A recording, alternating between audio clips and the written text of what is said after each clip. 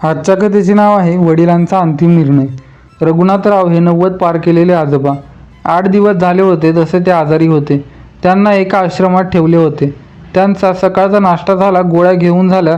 एरवी ते या वेळेला पार्कमध्ये फिरायला जात होते, पण तब्येत बरी नसल्यामुळे झोपले होते. त्यांना बीपी सोडून कुठलाही त्रास नव्हता, आजार वगैरे कोणताही नव्हता. परंतु वय झाले ना काही तक्रारी सुरूच राहतात. ते काही त्याकडे दुर्लक्ष करून छान दिवस जगत होते. ते एका आश्रमात राहत होते. त्यांनी आयुष्यभर खूप कष्ट केले, सरकारी नोकरी केली. त्या काळात पगारही फारसा नव्हता. आजोबांनी त्यांच्या तिन्ही मुलांना खूप शिकवलं आणि त्यांना त्यांच्या पायावर उभं केलं. त्यांची दोन्ही मुले सुभाष आणि अनिल दोघे इंजिनियर होते. मुलगी ही चांगल्या पोस्टवर कंपनीत मॅनेजर होती. तिघे सेटल होते, शहरात राहत होते. पण आजोबांना आता घरी एकटं ठेवणं योग्य नव्हतं, कारण दोन्ही मुले आणि सुनाही जॉबमुळे बिझी राहत होते. मुले शाळेत जात होती. आजोबांना घरी एकटेच राहावे लागायचे. त्यांचे मेडिसिन व इतर काही गोष्टी हव्या असतील तर त्यांना वेळेवर मिळाव्यात म्हणून मुलांनी त्यांना आश्रमात ठेवण्याचा निर्णय घेतला. त्यांचं मन सुरुवातीला तयार नव्हतंच, पण त्यांची बायको गेल्यानंतर ते खूप एकटे पडले होते. आश्रमात जायच्या आधी मुलगी करुणा त्यांना भेटायला आली होती आणि 2 दिवस त्यांच्यासोबत राहिली सुद्धा. त्यांना काय हवं नको ते सगळं घेऊन दिलं होतं. बाकी आजोबांना तर पेन्शन मिळतच होती. ते कधीही मुलांना 1 रुपयाही मागत नव्हते. पण बिझी लाईफ असल्यामुळे त्यांच्याकडे लक्ष द्यायला कोणाला वेळ नव्हता, कारण प्रत्येकाला आपली स्वप्ने पूर्ण करायची होती. मग त्यांनी मनाची तयारी केली की आपण आश्रमात जायचं, तिथं समवयस्क लोकांसोबत राहायचं आणि आनंदाने आयुष्य जगायचं. आता आपलं काही हो, आपण घरी परत यायचं नाही, असा त्यांनी मनाशी निर्णय घेतला. आजोबांनी काही सांगितलं तर सुनबाई म्हणायची, काय हो बाबा, तुम्हाला देईपर्यंत धीर निघत नाही का? माझ्या मागे महत्त्वाची कामे चालू असतात, त्याच्यात तुम्ही सारखे असे करत असता. आजोबा काही बोलत नव्हते. त्यानंतर त्यांनी कोणतीही गोष्ट मागितली तर त्यांना असेच ऐकवले जात होते. सून आणि मुलगा दिवसभर नोकरी करायचे. नातवांशी बोलावं म्हटलं तर त्यांना अभ्यास क्लासेस असायचे. कधी कोणी समवयस्क मित्र भेटला तर त्याच्यासोबत गप्पा मारायचे, पण त्यांना करमत नसे. कोणीही त्यांच्याशी बोलायचं नसे. येणारा दिवस ते ढकलत होते. नंतर त्यांना आश्रमामध्ये ठेवण्यात आलं.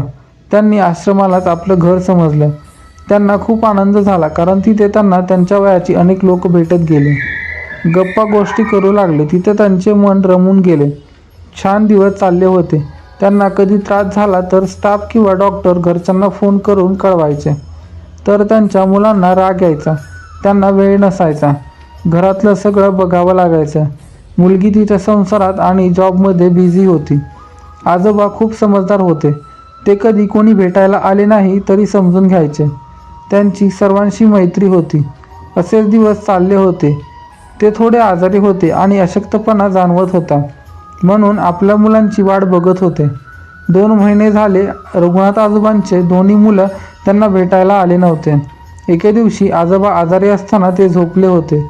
त्यांना त्यांच्या मुलाचा आवाज कानी पडला. छान वाटलं. आपलं माणूस सोबत असताना कुठलाही आजार असू द्यात एक आधार मिळतो, लढण्याची ताकद मिळते. डॉक्टर आजोबांचा चेकअप करण्याकरता आले होते, पण आजोबा गाढ झोपेत असताना बघून ते वापस फिरले.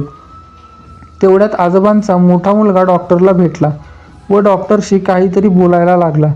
रघुनाथ आजोबा झोपलेले होते, परंतु त्यांच्या खोलीशेजारी त्यांना बडबड ऐकू येत होती. हे दुसरे तिसरे कोणीही नव्हते तर त्यांचा मोठा मुलगा आणि सुनबाई होता. ते डॉक्टरांना बोलत होते, अहो त्यांना बरं नाही आहे, तुम्ही त्यांची ट्रीटमेंट करता, काळजी घेता, हे सगळं ठीक आहे, पण आता त्यांचे वय झाले आहे. तुम्ही कशाला उगीच जास्त ट्रीटमेंट करता आणि त्यांचं आयुष्य वाढवता? यात आमचाही वेळ जातो. मुंबईवरून पुण्याला येणे आणि त्यात आम्ही सगळेच नोकरी करणारे, आम्हालाही फारसा वेळ नसतो. डॉक्टर त्यांचा शहाणपणा ऐकून घेत होते. त्यांना समजावून सांगण्याचा प्रयत्न करत होते, पण ते लोक त्यांचंच म्हणणं मांडत होते.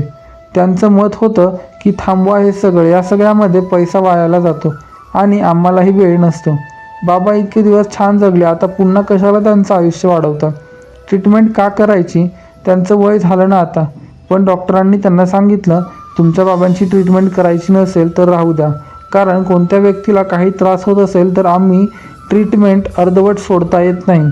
आम्ही आमचे कर्तव्य पार पाडू. तुम्हाला भेटायला यायलाही वेळ नसेल तर आमचा स्टाफ त्यांची काळजी घेऊ शकतो. तुम्ही समजून घ्या, त्यांचं वय झालं आहे म्हणजे त्यांनी यापुढे जगूच नये आणि आपण त्यांना मरणाच्या दारात असं सोडायचं हे कितपत योग्य आहे. हे नवरा बायको डॉक्टर आणि नर्स जे काही बोलत होते ते सगळं आजोबांनी ऐकलं होतं, पण ते झोपले आहेत असं दाखवत होते. डॉक्टर व नर्स निघून गेले. मुलगा आणि सून त्यांच्या रूममध्ये येऊन त्यांच्या तब्येतीची चौकशी करायची सोडून त्यांना झोपेतून उठून बोलत होते. काय हो बाबा, या वयात असं काही ना काही होतच असतं. तुम्ही लगेच डॉक्टरांना सांगता, तुमचं नेहमीचंच आहे आणि तेही लगेच आम्हाला कळवतात. आम्हालाही आमची कामं सोडून यावे लागते आणि डॉक्टरांना बोलायला लागलं तर पैसे लागतात ना. आजोबा शांतपणे ऐकून घेत होते. त्यांना थकवा जाणवत होता. त्यासाठीच डॉक्टरांनी सलाईन वगैरे सुरू केलं होतं. पण या घरच्यांना त्यांच्या वेदना समजायच्या नाही. त्यांना वाटायचे की बाबा नाटकच करत आहेत. रोज व्यायाम करणारे, सर्वांशी गप्पा मारणारे, मस्करी करणारे आजोबा कधीतरी आजारी पडायचे, पण 2 दिवसात बरेसुद्धा व्हायचे. यावेळेस का कोण जाणे त्यांची जगण्याची उमेद संपून गेली होती. ते त्या दिवशी खूप विचार करत होते.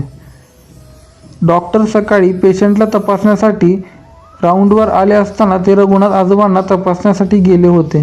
तेव्हा त्यांना ते काहीतरी विचार करत असल्यासारखे वाटत होते.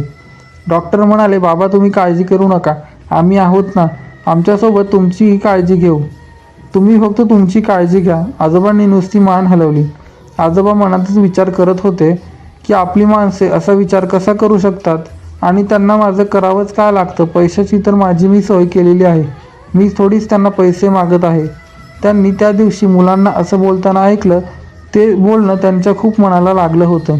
त्यांच्याकडे पैसा खूप होता, पण त्यांच्यासारखे इतर लोकही असतील, त्यांना काय वाटत असेल. त्यांना या गोष्टीची खूप वाईट वाटत असेल. एके दिवशी रघुनाथ आजोबांनी घरच्यांना बोलावून घेतलं. वकिलांना बोलावून पेपर बनवून घेतले. त्यांची सर्व मुले आणि त्यांची काळजी घेणारे डॉक्टर उपस्थित होते.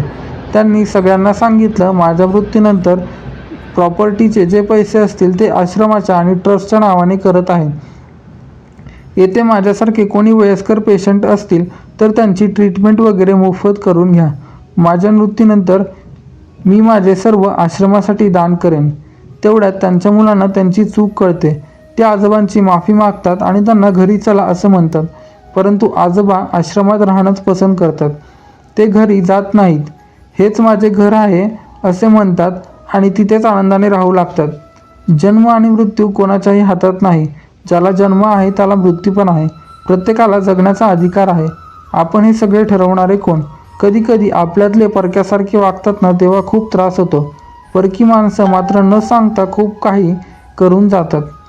तर मित्रांनो, तुम्हाला आजची ही स्टोरी कशी वाटली आम्हाला कमेंटमध्ये नक्की कळवा आणि अशाच नवनवीन व्हिडिओजसाठी आपल्या चॅनेलला नक्की सबस्क्राईब करा.